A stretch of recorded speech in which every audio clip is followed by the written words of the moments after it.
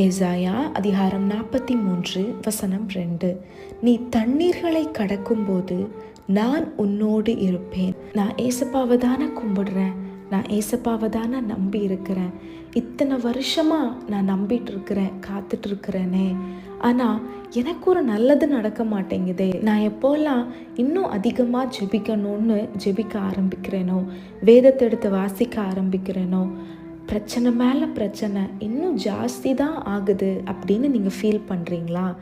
ஏசப்பா உங்களோட தான் இன்றைக்கி பேசுகிறாங்க.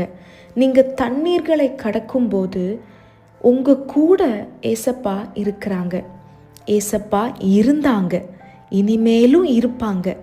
ஏசப்பா உங்கள் கூட இருந்தனால தான் அந்த தண்ணீர்கள் உங்களை மூழ்கடிக்கவில்லை. உங்கள் பாதையில் அநேகர் கடந்து போனாங்க. அநேகர் நீங்கள் ஃபேஸ் பண்ணுற இதே சிச்சுவேஷன் வழியாக